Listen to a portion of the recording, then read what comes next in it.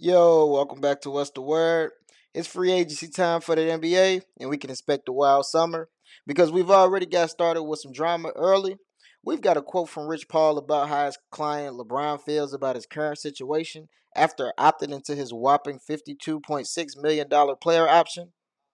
Quote, LeBron wants to compete for a championship. He knows the Lakers are building for the future.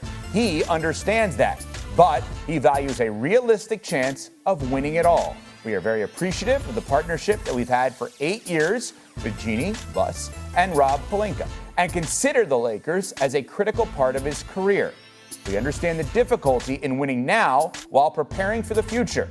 We do want to evaluate what's best for LeBron at this stage in his life and career. He wants to make every season he has left count. And the Lakers understand that, are supportive of that, and want what's best for him. I know people hear that quote and think LeBron's trying to switch his team or he's on the run again, but I think he just put more pressure on the Lakers front office to get the job done this summer. I know he thinks he doesn't have time to waste. So I'm pretty sure Brian isn't leaving LA, but let's take a listen to what Gil thought about LeBron opting into his contract. The ideal of would you sacrifice money for a championship? He's saying no. But should he have to? No. No. He's saying no. Right? I'm just asking for the deal that you gave me. Austin Reeves, what is he saying? Oh, no. We're going to talk to Austin about Austin Reeves in just a moment. Okay, so in real time, when people talk about would you sacrifice money for a ring and all those people that say they would, in real time, the players is telling you they not, right? Because they've never not sacrificed for actual rings, because the biggest conversation is you want a millionaire to sacrifice for a ring, but the billionaire won't. I'm with Gil on this one. The billionaire wants to put together a competitive team, but wants the players to take a discount. The competitive team is going to lead to higher ticket prices, concession, TV deals, and merch. It makes zero sense to give a deal to the owner who worked billions. That's like you working as a server and someone gives you a tip and then try to ask for some of the money back. Like, no, I did my service, pay me.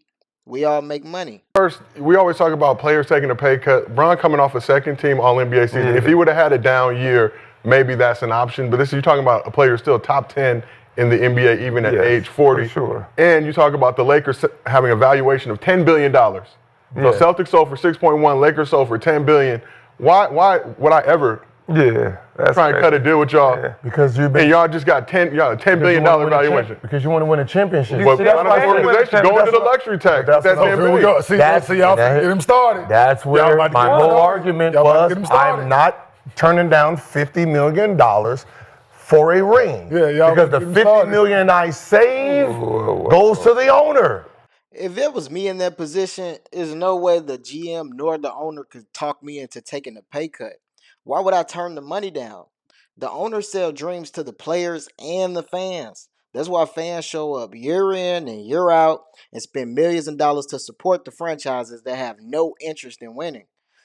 To most owners, it's just another business for them. So I don't blame players for thinking about self and their longevity.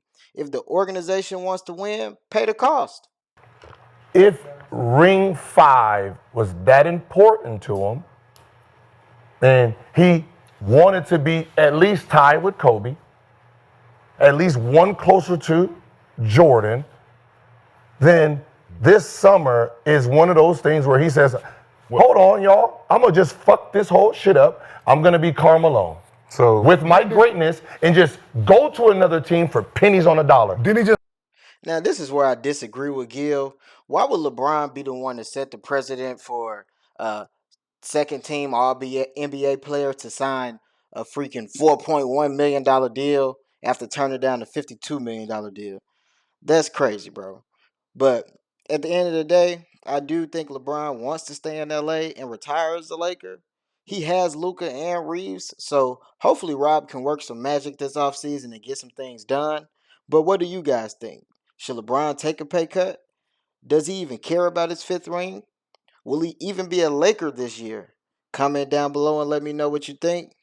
Don't forget to subscribe if you haven't already. And check out my other videos when you have time. Thanks for watching. Catch you next time. Peace.